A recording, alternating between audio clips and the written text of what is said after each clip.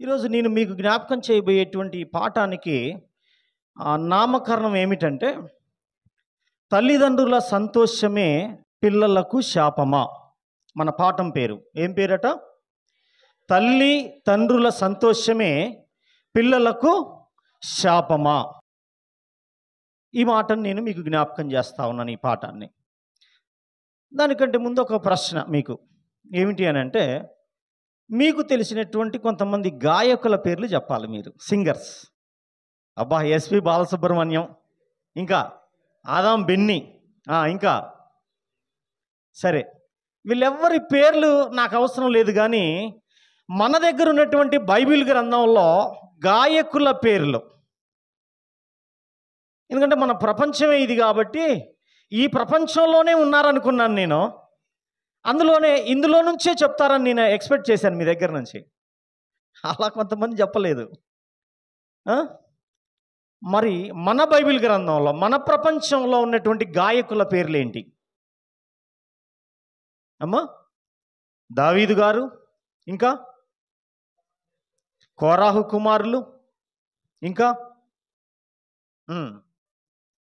ఈ విధంగా ఈరోజు మన బైబిల్ గ్రంథంలో ఉన్నటువంటి గాయకులైనటువంటి వారిలో ఒక వ్యక్తి యొక్క జీవితాన్ని ఈరోజు నేను మీకు పరిచయం చేస్తాను. ఇందులో నుంచే మనం పాఠం నేర్చుకుంటా ఉన్నాం. ఒక వ్యక్తి మంచి గాయకుడు, రచనాకారుడు, మాటలను పదాలుగా పాటలుగా సమకూర్చి పాడగలిగినటువంటి వాడు, ఎన్నో వాయిద్యాల మీద చక్కటి రాగాలను కుదిర్చినటువంటి ఒక మంచి గాయకుడిని, అతని యొక్క జీవితాన్ని ఈరోజు మనం పరిచయం చేసుకోబోతా ఉన్నాం. చూద్దాం.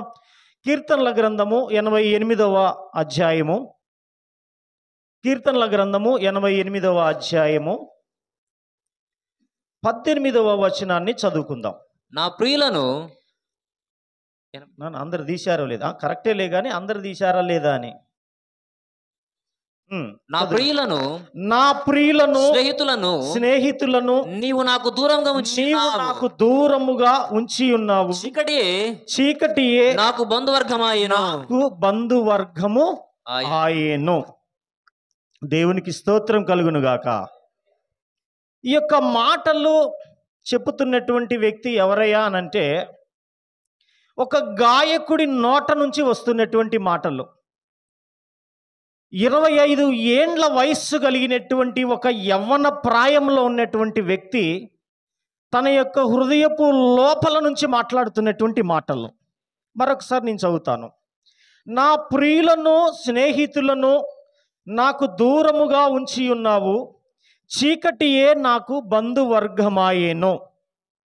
ఈ మాటలు మనకు ఎంతవరకు అర్థమవుతాయి? ఈ మాటలు ఎంతవరకు అర్థమవుతాయండి? ఏమంటున్నాడు ఈయన? ఏమంటున్నాడట? నా ప్రియులు అంటే నాకు బాగా ఇష్టమైనటువంటి వారు, నా ప్రియులైనటువంటి వారు. ఇకపోతే స్నేహితులను నీవు నాకు దూరముగా ఉంచి ఉన్నావు అంటే ఇప్పుడు ఆయనకి ఎవరు లేని అర్థమవుతా ఉంది. ఈ మాటలు చెప్తున్నటువంటి వ్యక్తికి ఎవరు లేరట? స్నేహితులు లేరట, ప్రియులు లేరట, అనగా ఇష్టమైనటువంటి వారు లేరట. ఈ మాట కొంచెం కష్టమైనటువంటి మాటే. చదువుకోవటానికి చాలా సులువుగా ఉంటుందేమో, కానీ దీని యొక్క అనుభవంలోకి వెళ్తే చాలా కష్టమైనటువంటి మాట. ఈ రోజుల్లో చాలా ఉండొచ్చు, చాలా లేకపోవచ్చు. కొంతమందికి కొన్ని కలిగి ఉండొచ్చు, కొన్ని లేకపోవచ్చు. కానీ స్నేహితుడు లేనటువంటి వాళ్ళు ఎవరైనా ఉంటారా? ఉండరండి. స్నేహితులు లేని వాళ్ళు ఎవరు ఉండరు. ఒకరికి భార్య ఉంటే ఒకరికి భార్య లేకపోవచ్చు, ఒకరికి భర్త ఉంటే మరొకరికి భర్త లేకపోవచ్చు. అలాగే కొంతమందికి పిల్లలు ఉండొచ్చు, కొంతమందికి లేకపోవచ్చు. అలాగే కొన్ని వస్తువులు, వాహనాలు, కొన్ని సంపదలు ఏవైతే ఈరోజు భూమి మీద ఉంచబడతా ఉన్నాయో అవి ఒకరికి ఉంటే ఒకరికి లేకపోవచ్చు. కానీ స్నేహితులు లేని వాళ్ళు ఎవరు కూడా ఉండరు. కానీ మనం జ్ఞాపకం చేసుకుంటున్నటువంటి ఈ వ్యక్తి కట ప్రియులైనటువంటి వాళ్ళు లేరట, స్నేహితులు కూడా లేరట. ఇంకా ఏముందట ఈయనకి? దూరముగా ఉంచి ఉన్నావు, చీకటియే నాకు బంధువర్గమాయన. అంటే ఆయనతో అంటి పెట్టుకుని ఉన్నది ఏంటిదట? చీకటి మాత్రమే. అంటే దాని అర్థం ఏంటంటే ఒంటరిగా ఉన్నటువంటి వాడు. స్నేహితులు లేరు, ప్రియులు లేరు, బంధువులు కానీ, రక్త సంబంధికులు కానీ, తోడబుట్టినటువంటి వారు కానీ, కన్నవారు కానీ, కనినటువంటి వారు కానీ ఎవ్వరూ కూడా లేనటువంటి ఒక దుర్భరమైనటువంటి జీవితాన్ని కలిగినటువంటి ఆ వ్యక్తి తనకు తానుగా ఏం చెప్పుకుంటున్నాడంటే, చీకటియే నాకు బంధువర్గమైంది. ఎందుకంటే నాతో స్నేహం చేసేది ఎవరైనా ఉన్నారు అని అంటే, నాకు బంధువులు అనేది ఎవరైనా ఉన్నారంటే చీకటి మాత్రమే. ఎందుకంటే నేను ఒంటరిగా గడుపుతున్నటువంటి జీవితము నాది అని తన మనస్సులోని వేదన చెప్పుకుంటా ఉన్నాడు. ఎవరైనానంటే 25 సంవత్సరాల ప్రాయం కలిగినటువంటి వ్యక్తినా. చూద్దామా మొదటి వచనం. ప్రధాన గాయకునికి లయన్నోతు ఆ అనురాగము మీద పాడదగినది, అనురాగము మీద పాడదగినది, యజ్రాయుడైన హేమాను రచించిన దైవ ధ్యానము. చాలా మా దేవునికి స్తోత్రం కలుగును గాక. ఇది ఎవరు రాసినటువంటి మాటలట? హేమాను అనేటువంటి ఒక వ్యక్తి రాసినటువంటి మాటలు ఇవి. హేమాను అనేటువంటి ఒక గాయకుడు ఆయన చేసినటువంటి ప్రార్థన ఇది. ప్రార్థనలో ఉన్నటువంటి మాటలు ఇవి. ఈరోజు మనం కూడా ప్రార్థనలో ఎన్నో మాటలు మాట్లాడుతూ ఉంటుంటాం. దేవుడు వింటున్నాడనేటువంటి ఒక ఆలోచనతోటి మనలో ఉన్నటువంటి ఎన్నో భావోద్రేకమైనటువంటి మాటలు, ఎన్నో ఆ బాధ కలిగినటువంటి కొన్ని మాటలను మనము దుఃఖంతో కొన్నిసార్లు దేవునికి చెప్పుకుంటా ఉంటాం. అలాంటి ఒక సందర్భమే ఇప్పుడు మనం చదువుకుంటా ఉన్నాం. హేమాను అనేటువంటి ఒక వ్యక్తి దేవునితో మాట్లాడుకున్నటువంటి మాటలు అటివి. దేవునితో మాట్లాడుకున్న మాటలు. ఎంత వయసు అయ్యా అప్పుడు ఆ మాటలు చెబుతున్నటువంటి ఆయనకు, ఆ హేమానుకి ఎంత వయసు అంటే 25 సంవత్సరాల వయస్సు గలవాడు. 25 సంవత్సరాల వయస్సు గలవాళ్ళని మనం ఎలా పరిగణిస్తాం? మనం యవ్వనస్తులు. ఒక యవ్వనస్తుడు మాటలాడకూడనటువంటి మాటలు మాట్లాడుతూ ఉన్నాడు ఆయన యొక్క మాటల్లో. ఒక యవ్వనస్తుడు నోట రానటువంటి మాటలు మాట్లాడుతూ ఉన్నాడు. ఒక యవ్వనస్తుడిలో లేనటువంటి ఆలోచనాపూరితమైనటువంటి మాటలో దేవునితో మాట్లాడుతున్నటువంటి ఒక సందర్భం ఇది మన ఎదుట ఉంచబడినటువంటి సందర్భం. చూద్దాం, ఒక్కొక్క మాటను మనం జ్ఞాపకం చేసుకుంటే ఈ యొక్క మాటలో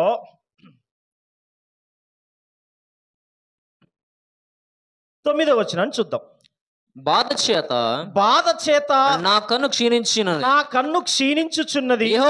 యెహోవా ప్రతిదినము నేను నీకు మొర్రపెట్టుచున్నాను, నీ వైపు నా చేతులు చాపుచున్నాను. దేవునికి స్తోత్రం కలుగునుగాక. ఏమంటున్నాడు ఆయన ఈ మాటల్లో అనంటే, ఆయన తనలో ఉన్నటువంటి ఆంతర్యంలో చెబుతున్న మాటలు, బాధ చేత నా కన్ను క్షీణించుచున్నది. ఎవరికట బాధ ఇక్కడ? 25 సంవత్సరాల ప్రాయము కలిగినటువంటి ఆ హేమాను అనేటువంటి వ్యక్తికి, చిన్ననాటి నుంచే పాటలు పాడగలిగినటువంటి హేమాన్ అనేటువంటి వ్యక్తికి, చిన్ననాటి నుంచే మాటలను స్వరాలుగా కూర్చి ఎన్నో వాయిద్యాల మీద పాడగలిగినటువంటి హేమాన్ అనేటువంటి వ్యక్తి వయస్సులో 25 సంవత్సరాల వయస్సులో ఏ మాట మాట్లాడుతున్నాడంటే, బాధ చేత నా కన్ను క్షీణించుచున్నది, యెహోవా ప్రతిదినము నేను నీకు మొరపెట్టుచున్నాను, నీ వైపు నా చేతులు చాచుచున్నాను అంటున్నాడండి. ఏమవుతుందట? బాధ చేత ఆయన బాధ చేత కన్ను క్షీణించటం అంటే తెలుసా మీకు? తెలుసా అమ్మా? ఏమై ఉంటుంది ఇది? ఏమై ఉంటుందమ్మా? బాధ చేత కన్ను క్షీణించటం అంటే ఒక్కొక్కసారి అప్పుడప్పుడు అంటుంటారు, ఏంట్రా బాబు గుడ్లన్నీ లోనకు వేయకపోయాయి అంటుంటారు. అంటే లొట్టలు పడిపోతూ ఉంటాయి. ఈ దవడలన్నీ దగ్గరకు వచ్చేసి మాంసం అంతా కుచించుకుపోయి కన్నులంతా లొట్టలు పడిపోతాయి. కొన్ని సందర్భాల్లో మనకే, ఎవరికో కాదు నేను చెప్పేది, మనకే.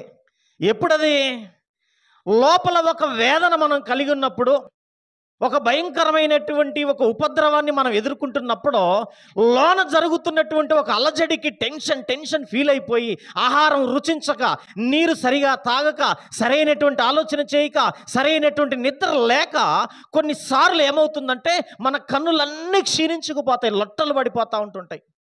ఆ విధంగానట ఈ 25 సంవత్సరాల ప్రాయంలో ఉన్నటువంటి హేమాన్ అనేటువంటి వ్యక్తికి ఆయన బాధ చేత ఆయన కన్నులు క్షీణించిపోయాయట.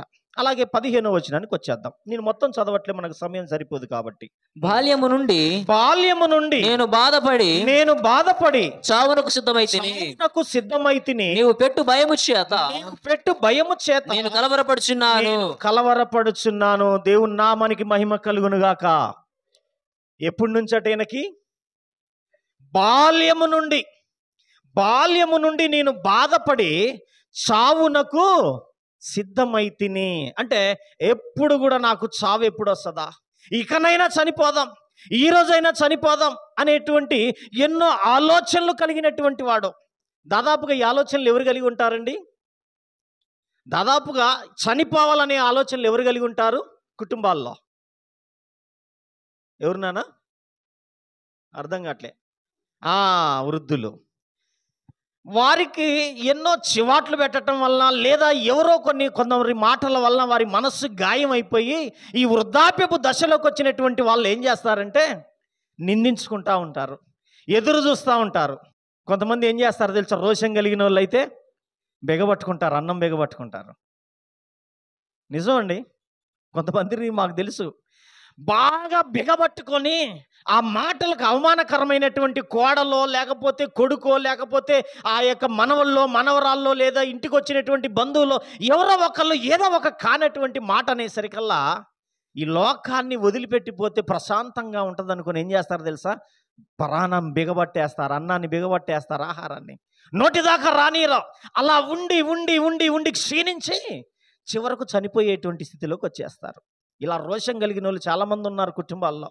ఆ విధంగానట ఈయనకట బాల్యము నుండి చావునకు సిద్ధమైనటువంటి వాడు. ఏంటండి ఆ వయస్సులోనే ఎప్పుడు చనిపోవాలా, ఎప్పుడు దాన్ని మన భాషలో ఏమంటారండి? చనిపోవడాన్ని సూసైడ్, ఆత్మహత్య. ఎప్పుడు నాకు చావు వస్తుందా అని ఎదురు చూసినటువంటి వ్యక్తి అట ఈయన. ఎప్పటి నుంచి? పెండ్లయిందండి, వేగలేకపోతున్నా కాదు. పిల్లలు కలిగారండి, నేను చేయలేకపోతున్నా కాదు. లేకపోతే ఒక రోగం వచ్చిందండి, మోయలేకపోతున్నా కాదు. బాల్య దశలో నుంచే, చిన్న వయస్సులో నుంచే ఎప్పుడు నేను చనిపోతానా అని చావునకు సిద్ధమైనటువంటి వాడట. ఆ విధంగా అన్నిటికీ ఆయన గురి కాబడినటువంటి వ్యక్తిగా ఉండి తాను దేవునికి చేస్తున్నటువంటి ప్రార్థనలో ఈ మాటలు పలుకుతా ఉన్నాడు. ఏమొచ్చింది ఇంతకీ ఈ సింగర్కి, ఈ గాయకునికి ఏమొచ్చింది? మరి ఎటువంటి బాధ ఈయన మీదకి వచ్చింది? ఎటువంటి అవమానం ఈయన మీదకి వచ్చింది? ఎటువంటి సమస్యల్లో ఈయన ఇరక్కపోయాడు? ఎందుకు ఈ మాటలు పలుకుతున్నాడు? కనీసం మనం కూడా ఎప్పుడు మాట్లాడి ఉండమే? బాల్యములో నుంచి ఈ ఆలోచనలు చేసి ఉండమే? 25 సంవత్సరాల ప్రాయంలో ఎప్పుడు కూడా ఇటువంటి మాటలు మాట్లాడమే? కానీ ఈ యొక్క వ్యక్తి ఎందుకు ఈ మాటలు మాట్లాడుతున్నాడు? ఎవరసలు ఈ హేమాను? ఎందుకు ఈ యొక్క ఆలోచన చేసి దేవునితో ఈ మాటలు మాట్లాడుతున్నాడు? దేవుణ్ణి అడుగుతున్నాడు, ఎంతవరకు నాయనా, ఇంకా ఎంతవరకు నీ వైపు నేను చేతులు చాపాలి? ఎంతవరకు నీ కొరకు నేను ఎదురు చూడాలి?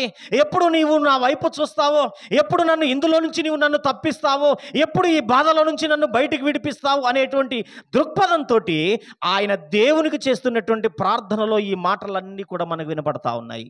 చూద్దాం ఇంతకి హేమాను ఎవరు మరి? ఈ హేమాను ఎవరు మరి? మీకు ఎవరికైనా పరిచయం ఉందండి హేమాను గురించి? పరిచయం ఉందా లేదా? ఓకే, అయితే ముందుకు వెళ్ళిపోదాం. దినవృత్తాంతాలు మొదటి గ్రంథము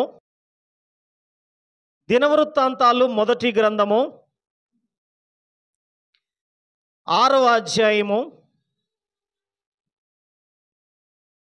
33వ వచనాన్ని చూద్దాం. దినవృత్తాంతాలు ఈ ప్రకారము తమ కుమారులతో కలిసి కనిపెట్టుచున్న వారు ఎవరనగా కహాతీయుల కుమారులలో గాయకుడగు హేమాను ఇతడు సమయేలు కుమారుడగు యోవేలుకు పుట్టినవాడు. దేవునికి స్తోత్రం కలుగునుగాక. ఈయన అడ్రస్ ఏంటో మనం తెలుసుకుంటా ఉన్నాం. ఈ బాధతో మాట్లాడుతున్నటువంటి హేమాను యొక్క అడ్రస్ ఏంటి? ఈ యొక్క గాయకుడైనటువంటి హేమాను 25 సంవత్సరాల ప్రాయములో మాట్లాడుతున్నటువంటి మాటల వెనుక ఉన్నటువంటి ఈయన ఆంతర్యాన్ని గురించి, అసలు ఆయన ఎవరి కుమారుడో ఏంటి, ఆయన పూర్వపు స్థితి ఏంటని మనం ఆలోచిస్తే, ఎవరి కొడుకటేనా, ఎవరి కుమారుడటేనా? యోవేలు కుమారుడు జోయల్.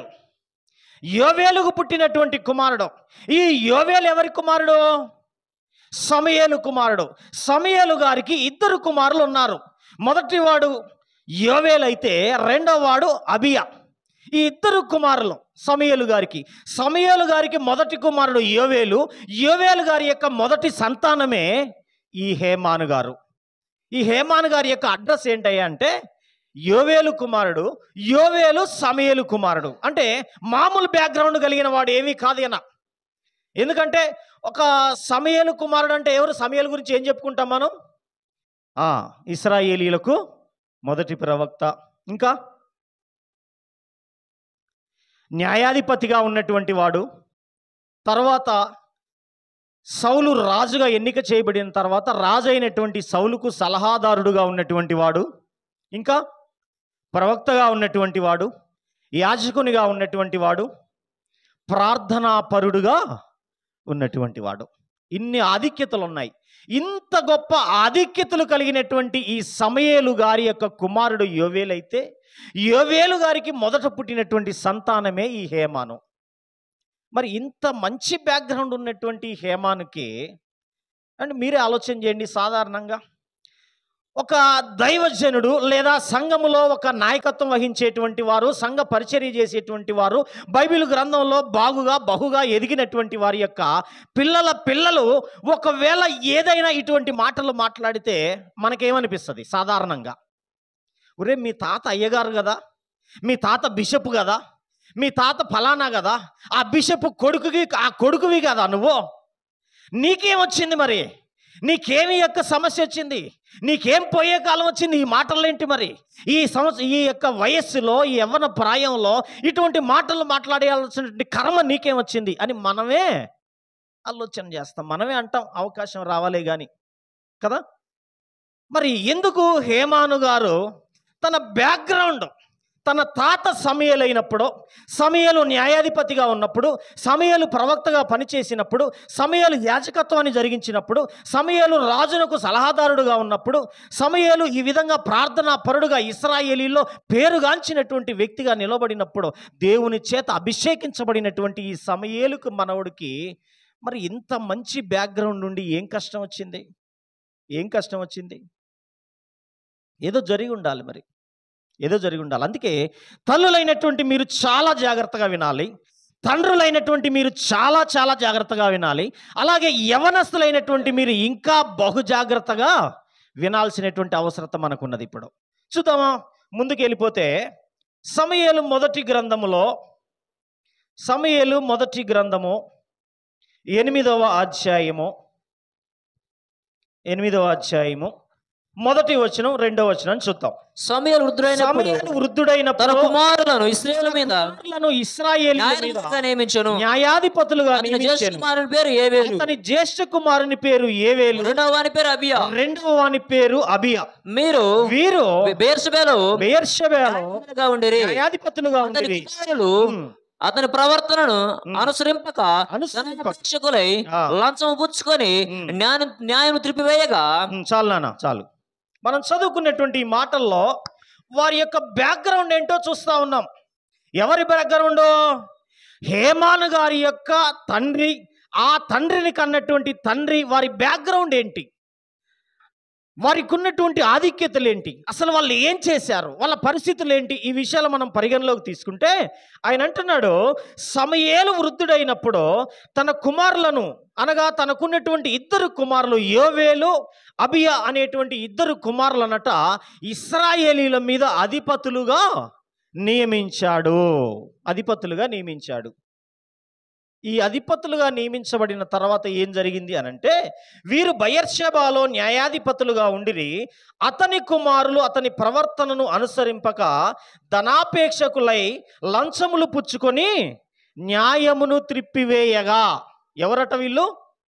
ఎవరండి లంచములు పుచ్చుకున్నది? ఎవరు? సమూయేలు కుమారులు, హేమాను యొక్క తండ్రి.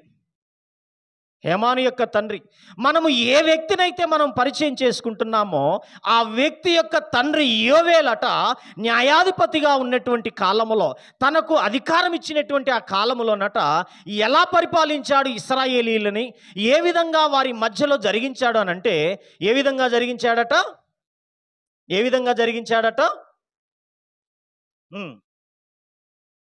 అతని కుమారులు అతని ప్రవర్తన వంటి, అనగా సమయేలు ప్రవర్తన వంటి వారు కారైరి.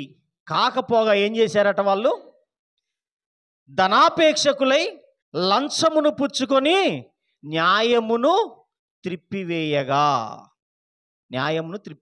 వారి యొక్క పరిపాలనలో వారిని పరిపాలిస్తున్నప్పుడు, అధికారులుగా అధిపతులుగా వారు ఉన్నప్పుడట, వారిని ఏ విధంగా పరిపాలించారంటే, లంచములు పుచ్చుకొని ధనాపేక్షకులై, ధనం మీద వ్యామోహం కలిగినటువంటి వారై, ధనం మీద ఆశ కలిగినటువంటి వారై, లంచాలకు ఆశపడినటువంటి వారై న్యాయమును త్రిప్పివేశారట. న్యాయమును త్రిప్పివేయటం అంటే తెలుసా అమ్మ మీకు? ఏంటిది? మనందరికీ తెలిసినటువంటి ఒక మాట ఏంటో చెప్పనా? డబ్బులు ఎవరి కాడ బాగుంటే వాళ్ళకే న్యాయం జరుగుతుంది. అవునా? పోలీస్ స్టేషన్కేబో, కోర్టుకేబో, ఏ పెద్ద మనుషుల మధ్యలోకేబో, నీ దగ్గర బాగా దండిగా సొమ్ముందనుకో, న్యాయం నీ పక్షంనే నిలబడుతుంది. అంటే నీ తరపునే మాట్లాడతారు, నీ తరపునే వాదిస్తారు, నీకే డప్పు కొడతారు, నీకే ఆహా ఓహో అంటారు. నీ వంటి మంచివాడే లేడంటారు కదా, మంచివాడే లేడంటారు.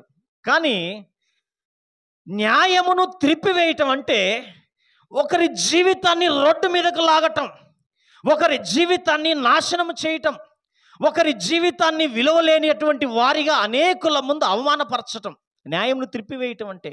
న్యాయం అతని పక్షమున ఉన్నప్పటికీ కూడా లంచములకు ఆశపడినటువంటి వారై ధనాపేక్షకులు ఏం చేసే వాళ్ళట? వీళ్ళు ఎవరి ధనం ఇస్తే వారి వైపు వీళ్ళు మాట్లాడేటువంటి వాళ్ళట.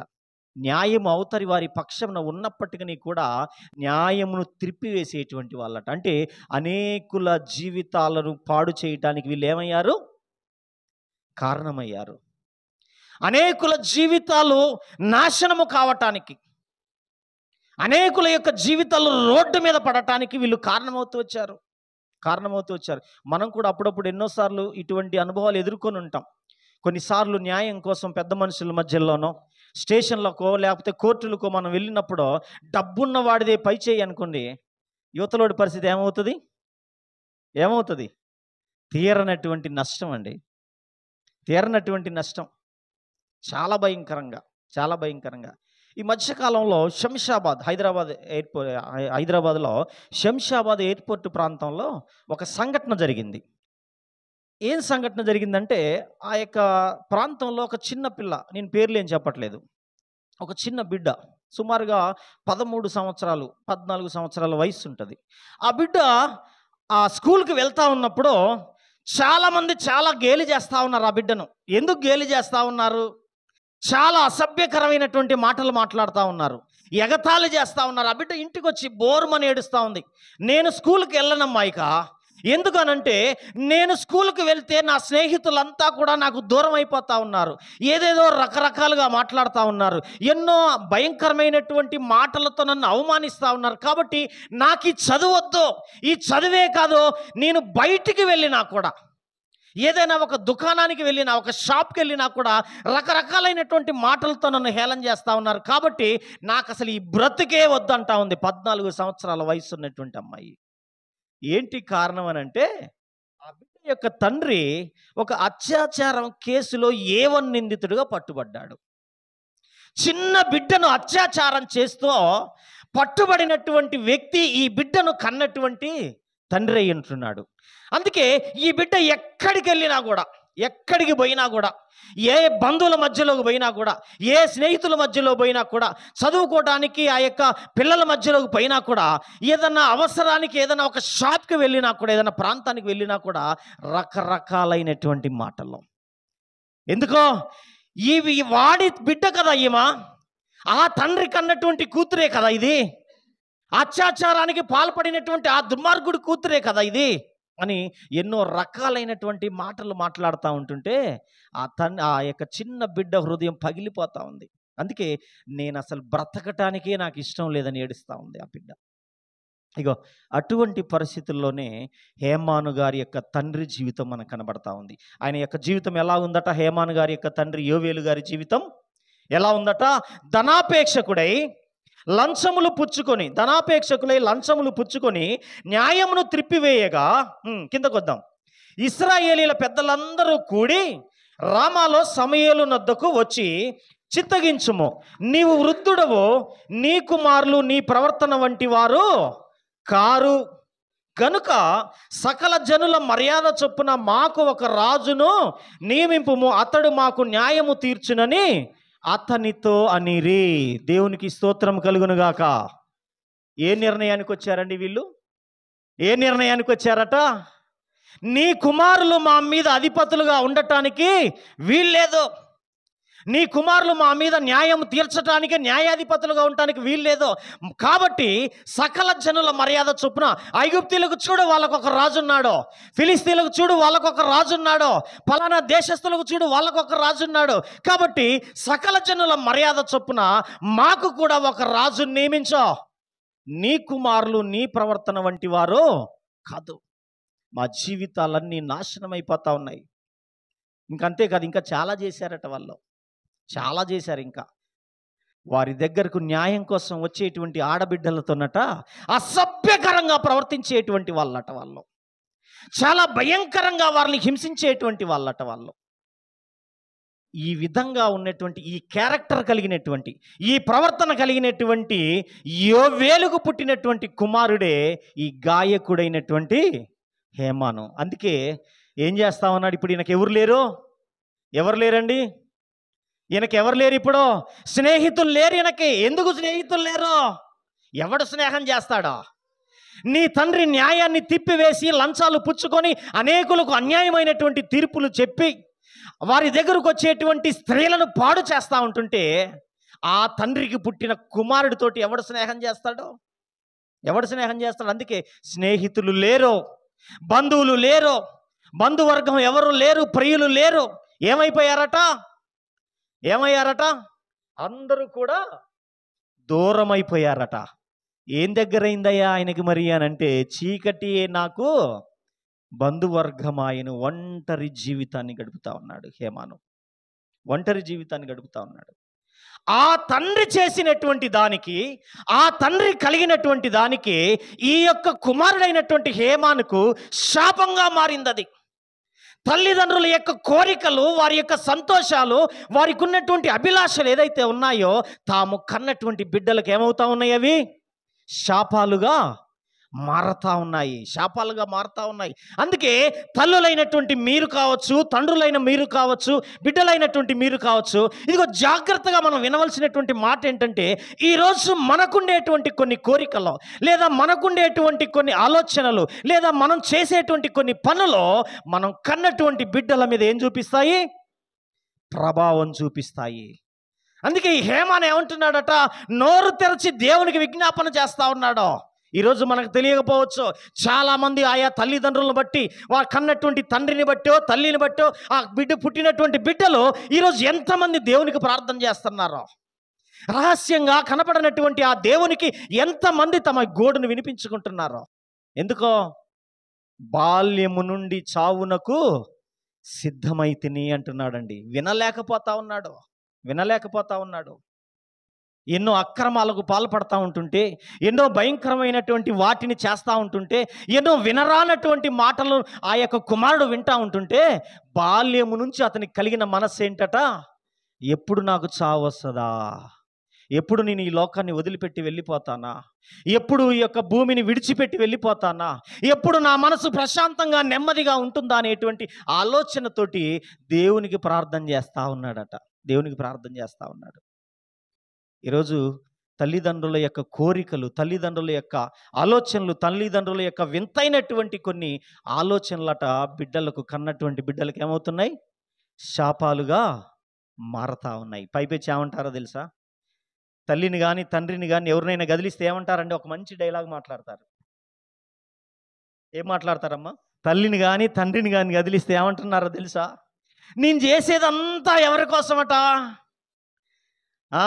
నేను కన్నటువంటి బిడ్డలు ఎవరైతే ఉన్నారో వారి కోసమే. నేను ఏం చేసినా నీ కోసమే, నేను ఏం చేసినా నీ కోసమే. ఈ మధ్యకాలంలో ఒక టీవీ వాళ్ళు ఒక స్త్రీని ఇంటర్వ్యూ చేస్తూ ఉన్నారు. ఎందుకు ఆమెను ఇంటర్వ్యూ చేస్తూ ఉన్నారంటే, ఆమెకు సుమారుగా ఒక 20 సంవత్సరాల పైబడినటువంటి ఒక కూతురు ఉంది. ఆమెను గురించి విన్నటువంటి వార్త వచ్చి ఈమె దగ్గర ఇంటర్వ్యూ చేస్తూ ఉంటుంటే చాలా బాధాకరమైనటువంటి మాటలు చెప్తా ఉంది. ఎందుకు అని అంటే ఈ ఇంటర్వ్యూ చేస్తున్నటువంటి ఆమె వేశ్య వృత్తిలో ఉన్నటువంటిది. ఆమె బొంబాయి వాళ్ళది. ఇంటర్వ్యూ చేస్తూ ఉంటే ఆ ఇంటర్వ్యూలో చెప్తా ఉంది, నా బిడ్డకు నేనెవరో ఇప్పటికి కూడా తెలియకూడదు కూడా అంటా ఉంది. ఎందుకో, నా బిడ్డ అక్కడ బాగా బ్రతకాలంటే నేనెవరో తెలియకుండా ఉండాలి, నా బిడ్డ సంతోషంగా ఉండాలంటే నా వృత్తి ఏంటో తెలియకుండా ఉండాలి, నా బిడ్డ విలువైనటువంటి జీవితాన్ని జీవించాలనంటే అసలు కన్న తల్లి ఉందన్న విషయం కూడా నా బిడ్డ ఆలోచనలోకి రాకూడదు. మరి నీ బిడ్డను ఎప్పుడైనా చూస్తావంటే ఎప్పుడు చూస్తాను. మరి నీ బిడ్డ ఎప్పుడైనా నేను చూసిందా అంటే నా బిడ్డకు నేను ఎప్పుడు నా ముఖాన్ని కూడా నేను చూపించుకోలేదని చెప్తా ఉంది. తల్లి ప్రేమ అలా ఉంటుంది. తల్లి ప్రేమ అలా ఉంటుంది. ఒకవేళ చూపించుకుందనుకో, తెలిసింది అనుకో, ఇప్పుడు ఏమవుతుంది? తెలిసింది అనుకో, ఇప్పుడు ఏమవుతుంది? సమాజం ఏమేమంటుంది ఇప్పుడు? అబ్బా ఏం గొప్ప తల్లిరా, ఏం గొప్ప ప్రేమరా అంటదా? అలా అన్నది. ఇప్పుడు అలా అనకపోగా ఏమంటుంది? అలా అనకపోగా ఏముంటుందండి? సమాజం ఏముంటుంది?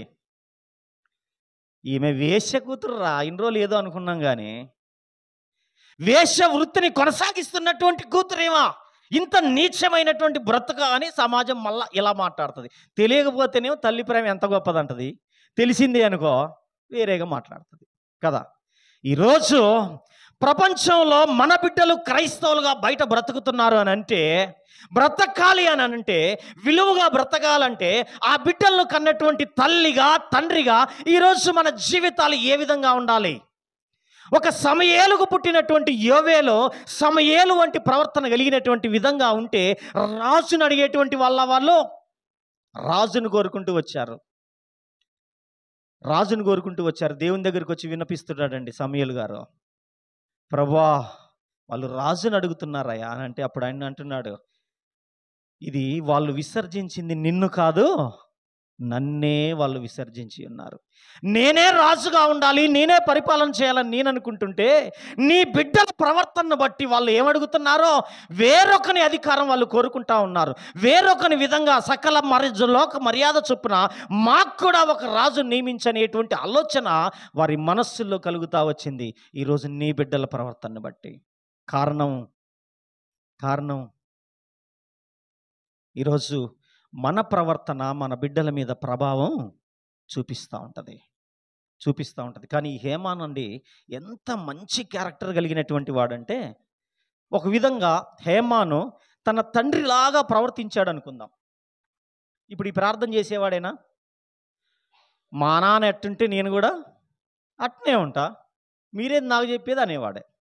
అసలు ఈ ప్రార్థనే ఉండకపోయేది, ఈ మాటలు ఉండకపోయేది, హేమాన్ ఎవరో మనకు కూడా తెలియకపోయి ఉండేది. కానీ ఇప్పుడు హేమాను గురించి ఎందుకు జ్ఞాపకం చేసుకుంటున్నాం అంటే, హేమాను తన తండ్రి అయిన యోవేలుని అనుసరించలేదు. హల్లెలూయా. తన తండ్రి ఎంత దుర్మార్గంగా ప్రవర్తిస్తున్నప్పటికీ తన మనస్సును చంపుకొని బ్రతుకుతున్నాడు, కానీ తన తండ్రిని మాత్రము అనుసరించలేదు. మన బిడ్డలు చూడండి, వాళ్ళ నాన్న ఇట్లా దువ్వాడు అనుకో, వీళ్ళు కూడా ఏం చేస్తారు?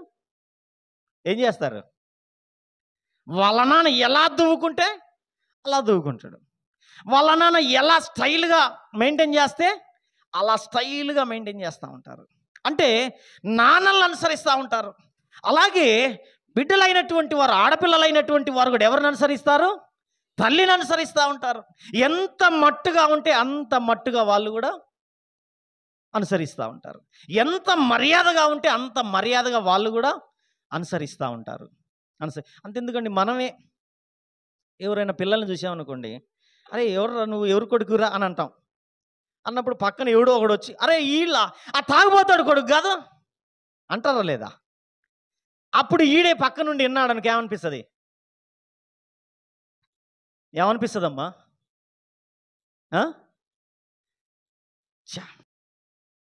మా నాన్నని బట్టి నన్ను ఏమంటున్నారు ఇప్పుడు అంటే, నాన్నంటే ప్రేమే, కానీ నాన్నని కూడా అంటా ఉన్నారు. నాన్నని బట్టి ఈ కొడుకుని కూడా నిందిస్తాం. తాగుబోతాడు కొడుకురా, తాగుబోతాడు కూతురురా, ఇది ఆ చెడి బతికినాడు కూతురురా, ఇది ఆ తిరుగుబోతు కూతురురా ఏమా అని అంటే ఎలా ఉంటుంది ఇది? బిడ్డలకు శాపం అవుతా ఉంది. బిడ్డలకు శాపం అవుతా ఉంది. నువ్వెంత విలువగా బతికితే నీ బిడ్డలకు అంత విలువ, అంత విలువ. నీ బిడ్డలకు ఎంత విలువ రావాలి అన్నా కన్నటువంటి తల్లిదండ్రులు అంత విలువను సంపాదించుకోవాలి, అంత విలువను సంపాదించుకోవాలి.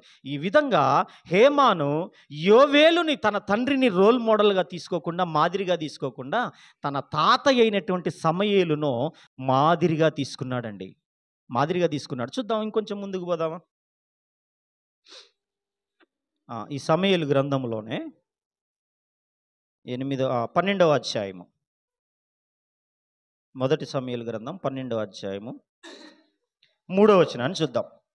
ఇదిగో ఇదిగో నేనున్నాను, నేనెవని యొద్దనైనను నేను ఎవని యొద్దైనను తీసుకొంటినా, ఎద్దునైనను తీసుకొంటినా, ఎవని గావర్ధనైనను ఎవని గార్ధవమునైనను పట్టుకొంటినా, ఎవనికైనా అన్యాయం చేసినా, న్యాయం చేసి తినా, ఎవనినైనా బాధపెట్టి తినా, న్యాయము నాకు అగపడకుండా ఎవరి యొద్దనైనను ఎవని యొద్దనైనా లంచము పుచ్చుకొంటినా, అలాగ చేసిన ఎడల యెహోవా సన్నిధిని అభిషేకం చేయించిన వాని ఎదుట వాడు నా మీద సాక్ష్యం పలకవలెను,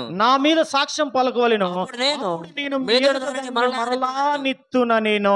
చాలండి. సమూయేలు గారు తన దగ్గరకు వచ్చినటువంటి ఇశ్రాయేలీల సమాజానికి ఒక గొప్ప సవాల్ చేస్తా ఉన్నాడు. ఏ సవాల్ చేస్తా ఉన్నాడు?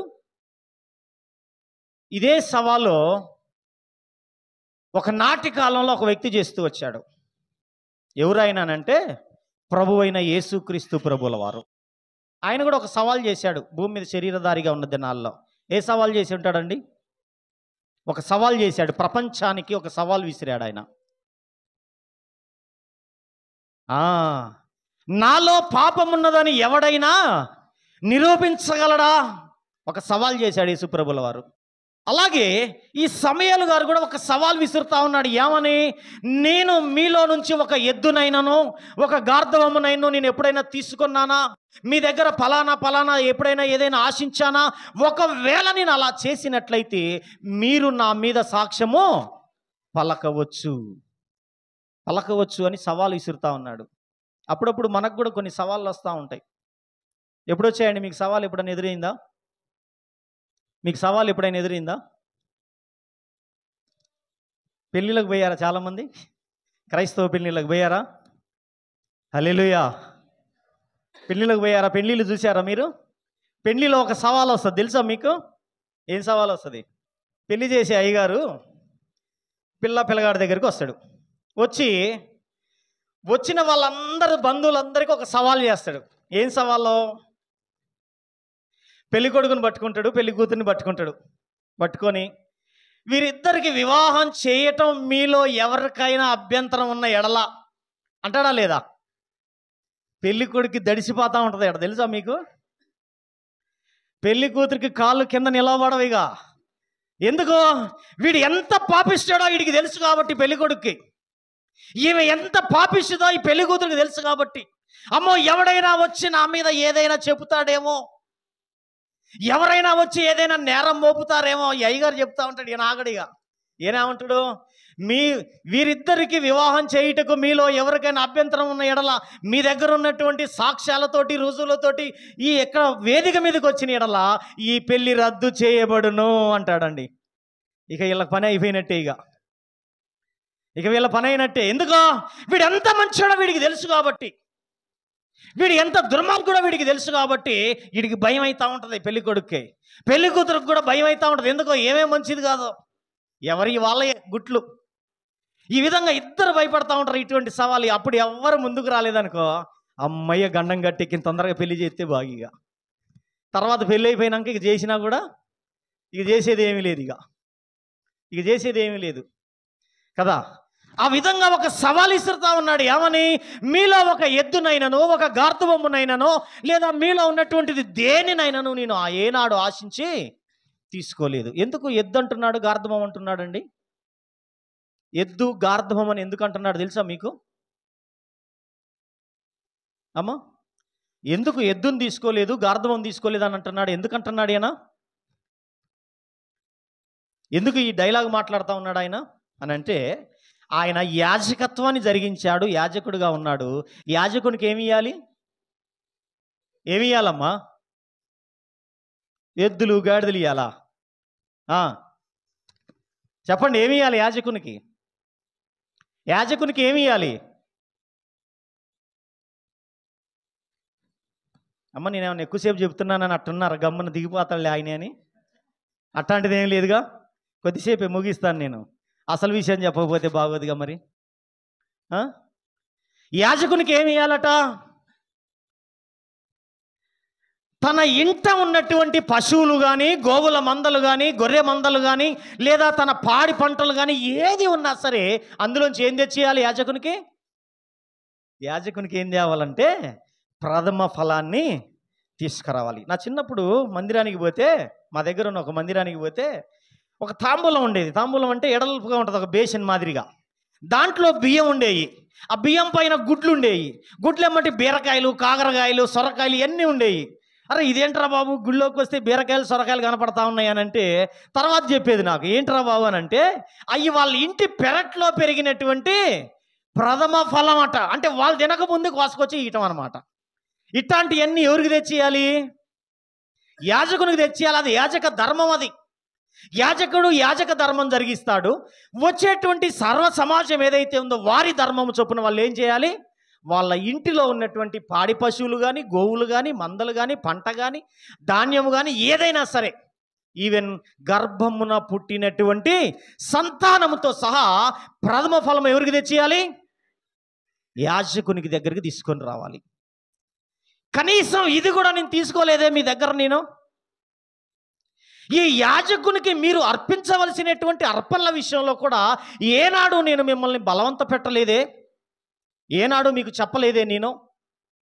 మరి ఈ విధంగా ఒకవేళ నేను మీలో కలిగినటువంటి ఎడల ఈ విధంగా చేసినట్లయితే మీరు నా మీద సాక్ష్యము పలకవచ్చు. నిజంగానండి, ఈ హేమాన్ గారు ఈ యొక్క సమూయేలుని మార్గదర్శిగా తీసుకున్నాడు. ఆయన మార్గదర్శిగా తీసుకున్నాడు. దేవుడు అన్నీ ఇచ్చాడు. అమ్మా, ఇంట్లో ఎంతమంది ఉంటాం మనం? ఇంట్లో ఎంతమంది ఉంటామండి? ఎంతమంది ఉంటాం? 4 ఉంటాం. ఈ 4లో ప్రథమ సంతానం ఉంటుంది. ప్రథమ సంతానం ఎప్పుడైనా దేవుడిదని అనుకున్నామా మనం? నేనెట్టా టీచర్ జాబ్ చేయలేకపోయినా కనీసం నువ్వన్నా చేయాలరా అని వాడిని ఒకటే రుద్దుతారు, తెలుసా మీకు? నేను ఎట్టాగో పోలీసు ఉద్యోగం చేయాలనుకున్నాను, నా ఆశ తీరలేదు, కనీసం నువ్వన్నా పోలీసు కావాలని అంటారు. అంటే ఈ ఆశలన్నీ, వీళ్ళకున్న కోరికలన్నీ వాళ్ళ మీద రంగరిస్తూ ఉంటారు, ఏసి రుద్దుతూ ఉంటారు. కానీ నువ్వు ప్రథమ సంతానం రా, దేవునికి ఇవ్వాలి నిన్ను అనే మాట మాత్రం చెప్పరు. ఆలోచన చేయరు దాని గురించి కూడా. దాని గురించి ఆలోచన చేయరు. 4 ఉన్నారనుకో, మందిరంలో 2 కనపడతారు. భార్య ఉంటే భర్త ఉండడు, భర్త ఉంటే భార్య ఉండదు. వీళ్ళు ఎక్కడ ఉంటారయ్యా? ఒకళ్ళు గుళ్ళో ఉంటారు, ఒకళ్ళు చేలో ఉంటారు. ఒకళ్ళు గుళ్ళో ఉంటారు, ఒకళ్ళు వ్యాపారంలో ఉంటారు. ఒకళ్ళు గుళ్ళో ఉంటారు, ఒకళ్ళు కూలి పనిలో ఉంటారు. మరి దేవుడు జతపరిచాడు కదా, అప్పుడు ఒప్పుకున్నావుగా. మరి జతపరిచిన దాంట్లో జత ఏది మరి? ఇది మాత్రం ఉండదు. ఇది మాత్రం ఉండదు. ఈ విధంగా ఈ యొక్క సమూయేలు గారు తన యాజక ధర్మాన్ని నిర్వర్తిస్తే, ఈ హేమాను గారట తన తండ్రి అయినటువంటి యోవేలును కాకుండా తన యొక్క తాత అయినటువంటి సమూయేలు గారిని ఆదర్శంగా తీసుకొని ఏం ప్రార్థన చేస్తున్నాడు? ఇప్పుడు ఏం ప్రార్థన చేస్తున్నాడండి? ఏం ప్రార్థన చేస్తున్నాడు? ప్రభువా, నేను బతకటం కంటే కూడా సావటమే మేలు నాయన, నాకు ఎప్పుడు సావు వస్తుంది? మనం అప్పుడు మంచి వాళ్ళకి సావు వస్తుంది, వీడికి ఎప్పుడు వస్తుందో ఏమో.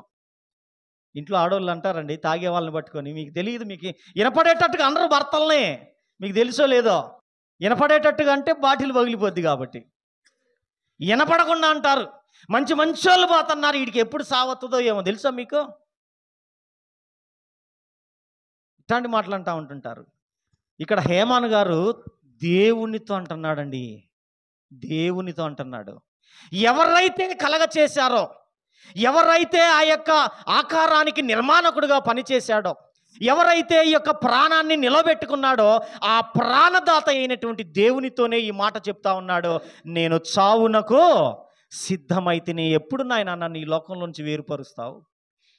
ఎప్పుడు నన్ను ఈ అవమానాల్లోంచి బయటికి తీసుకెళ్ళిపోతావు?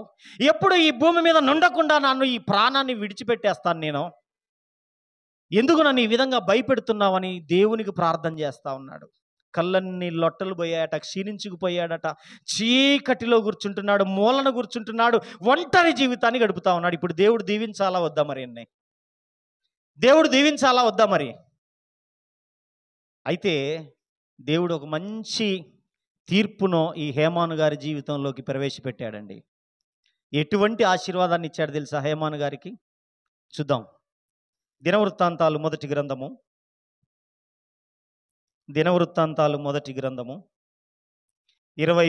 25వ అధ్యాయము 5వ వచనం నుంచి. వీరందరూ దేవుని వాక్కు విషయము రాజునకు దీర్ఘదర్శియగు హేమాను యొక్క కుమారులు హేమాను సంతతిని గొప్ప చేయుటకై దేవుడు హేమానునకు 14 కుమారులను 3 కుమార్తెలను అనుగ్రహించుండెను. హల్లెలూయా. ఎప్పుడు చనిపోదామా అని ఎదురు చూసినటువంటి హేమాను గారికట జీవితం ముందుకెళ్ళిపోయిందట. ఎంతమంది పిల్లలట? 17 మంది సంతానం అట. 3 ఆడపిల్లలు, 14 మంది మగ పిల్లలను అనుగ్రహించాడట దేవుడు. పెద్ద కుటుంబాన్ని దేవుడిచ్చాడండి. ఎవరికి? హేమానికి. ఎప్పుడు చనిపోదామా, ఎప్పుడెప్పుడు నాకు చావు వస్తుందా అని ఎదురు చూసినటువంటి హేమాను గారికి, బాల్యము నుంచే చావునకు సిద్ధపడినటువంటి హేమాను గారికి, ఇకపోతే చీకటితోనే సహవాసం చేస్తూ చీకటిలోనే మగ్గి బ్రతికినటువంటి హేమాను గారికట అతిపెద్ద కుటుంబాన్ని దేవుడు అనుగ్రహించాడు. కారణం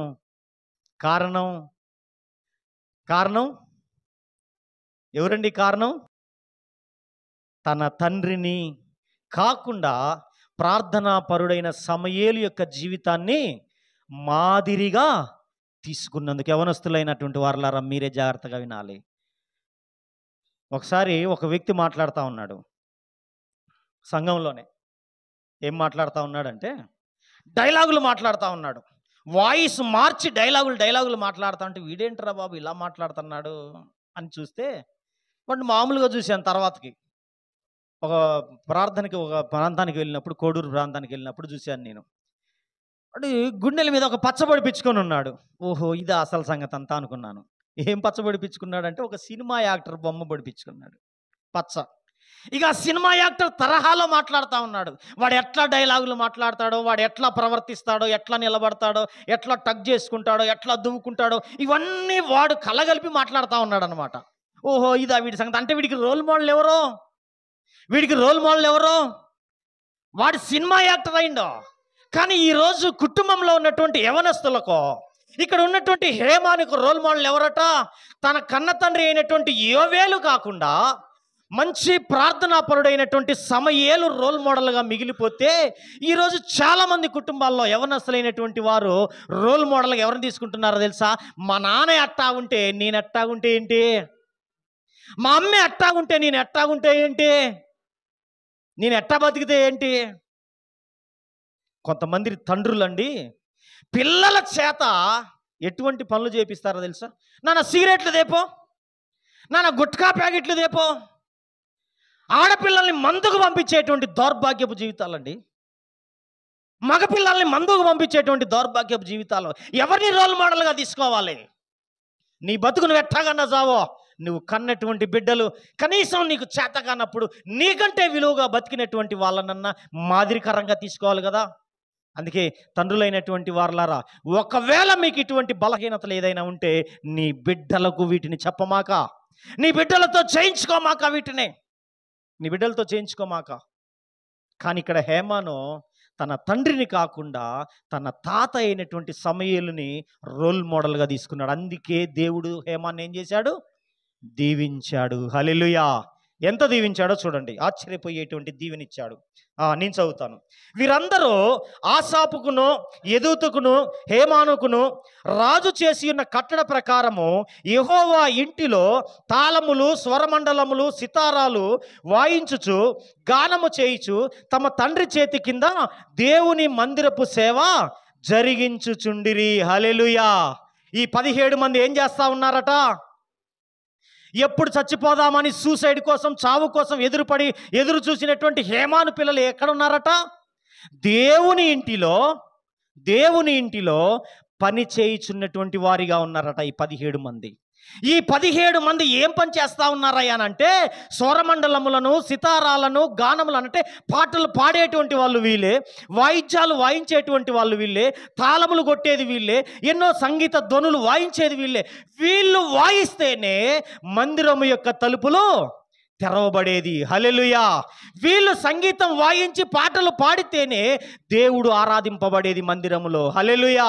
ఇటువంటి ఘనత హేమాను పొందుతూ వచ్చాడు. కారణం, ఆయన తన తండ్రి ఎలా బ్రతికినా సరే తను మాత్రము తనకు ముందున్నటువంటి మంచి ప్రవర్తన కలిగినటువంటి తాతను రోల్ మోడల్గా తీసుకొని దేవునికి ప్రార్థన చేశాడు. కాబట్టి దేవుని యొక్క మంచి ఆశీర్వాదం చేత ఆశీర్వదించబడుతూ వచ్చాడు. ఈరోజు హేమానుకు జరిగినట్టుగా మనకు కూడా జరుగుతుందని గ్యారంటీ ఉందా? హేమానుకు అయినట్టుగా ఈరోజు మనకు కూడా అవుతుందని ఏమన్నా మనకు ఏదన్నా ఉందా? భరోసా ఉందా? లేదు కదా.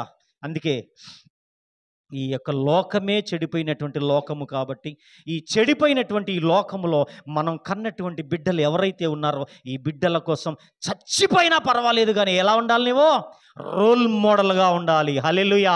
ఒక తల్లి రోల్ మోడల్గా ఉండాలి తన బిడ్డకు. ఒక తండ్రి తనకు బిడ్డలకు రోల్ మోడల్గా, మాదిరికరంగా ఉండాలి. తన యొక్క వీక్నెస్ని బట్టి కాదు, తన బలహీనతను బట్టి కాదు. బలహీనత ఉందా, సీక్రెట్గా వెళ్ళిపో, బయటికి వెళ్ళిపో. బిడ్డల ఎదుట కాదు, బిడ్డలతో కాదు ఇది రోల్ మోడల్గా ఉండాలి. దేవునికి పనిచేసేటువంటి వారిగా, దేవుని మందిరములో, దేవుని యొక్క పరిచర్యలో పనిచేసేటువంటి మాదిరిగా ఈ బిడ్డలను పెంచగలిగినప్పుడు ఒక మంచి తల్లిగా, ఒక మంచి తండ్రిగా పిలువబడతాము, ఎంచబడతాము. అంతేగాని ఆస్తంతా సంపాదించి పిల్లలకి ఇవ్వాలనంటే అది మంచి తల్లి తండ్రి ఏం కాదది. బాగా కష్టపడి నా పిల్లలు మంచి వృద్ధిలోకి రావాలనుకుంటే అది మంచిదేం కాదది. నీవు మంచి జీవితాన్ని, అనగా దేవుని యొక్క సేవలో నిలబడేటువంటి, దేవుని యొక్క ఆలయంలో నిలబడగలిగి పరిచర్య చేయగలిగేటువంటి ఒక మంచి జీవితాన్ని వాళ్ళకు అందించావా, నీవు పరలోకాన్ని, నిత్య జీవాన్ని వారికి ఎదుట ఉంచినట్లే. హల్లెలూయా. కానీ ఈరోజు క్రైస్తవ తల్లిదండ్రులు ఆస్తులు ఇస్తున్నారు, కానీ దేవుణ్ణి ఇవ్వట్లేదు. తాము సంపాదించిన కష్టాన్ని ఇస్తున్నారు, తమకున్న వ్యాధుల్ని ఇస్తున్నారు, బాధల్ని ఇస్తున్నారు, తమకున్నటువంటి సమస్త సమస్యల్ని వారిని మెత్తి మీద పెడుతున్నారు, కానీ దేవుణ్ణి మాత్రం ఇవ్వట్లేదు. అందుకే ఒక తల్లిగా, తండ్రిగా ఈరోజు మనకేం చెప్పాలనుకుంటున్నాడు దేవుడు అనంటే, నీ యొక్క సంతోషమే, నీ కోరికే నీ కన్నబిడ్డలకు శాపమవుతాది, జాగ్రత్త అంటున్నాడు దేవుడు. కనుక గమనిద్దాం. ఈరోజు నాకున్నటువంటి వ్యసనం కానీ, నా కోరిక కానీ, నా బలహీనత కానీ, నాకున్నటువంటి ఏ ఆలోచన కూడా నా బిడ్డలకు శాపంగా మారకూడదు. హల్లెలూయా. ప్రార్థించుకుందాం.